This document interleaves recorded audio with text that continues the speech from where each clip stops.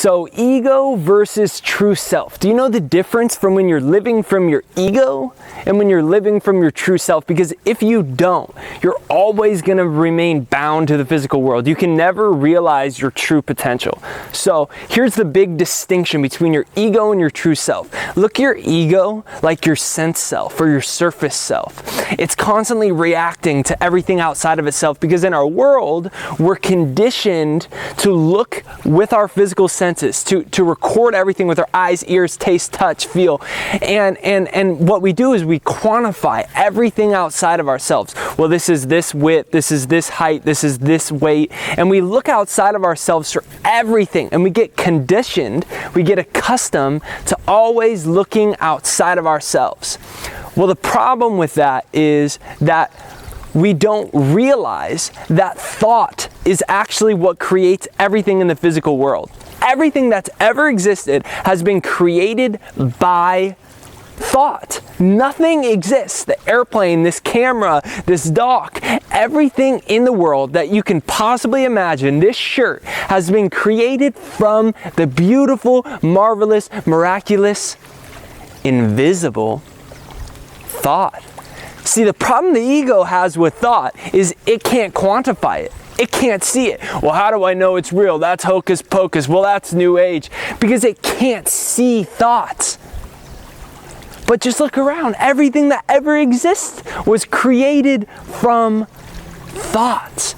And the true self, the higher self, knows that thought creates everything. Because if you don't realize that thought creates everything, then you're constantly at effect to the world. You're at effect to the marketplace. You see what the stocks are at to determine if your business has a good opportunity, if the opportunities have been monopolized, what your report card is, what your height, your weight. Everything outside of yourself controls your decisions. You're actually not deciding at all. You're looking to the physical world and the effects of the world to decide who you can or can't be. And the thing about the higher self, the thing about the soul, the thing about your true potential is it knows no bounds to the physical world. It's not limited by anything outside of itself.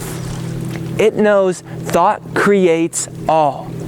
But the problem is, when we're living from ego, we're reacting to this, to that, to the bills, to that news that you got that wasn't that good, to everything outside of yourself. So if you want to live from your ego, if you want to live from your soul, you start to live from thought. And you can't see it, but you can feel the effects and you can see the effects of thought. If you doubt me, just look at what a visionary is. It's someone who lives from a vision. That boat behind me, created from thought. Every building that's ever existed, the Model T, the cars we have today, it's all created from thought. And the problem is 95% of people don't live from thought. They live from reaction. So if you want to move out of your ego and into your soul and your true self, think. What is it that you want to create in this life? Who is it that you want to be? And form that image of who and what you want to be and live from that place, and don't let the physical world control you. And when it does, realize that's just my little ego trying to tell me that I can't be who I want to be, trying to limit me, infinite potential, being limited by the economy, being limited by my report card, being limited by my height, being limited by my weight. That's the big joke. You can't be limited by it. It's not even real. Everything exists from thought. We can break apart the atom and create an atom bomb.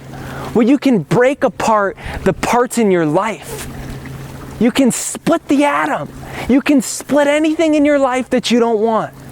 Move from reacting to acting, to creating.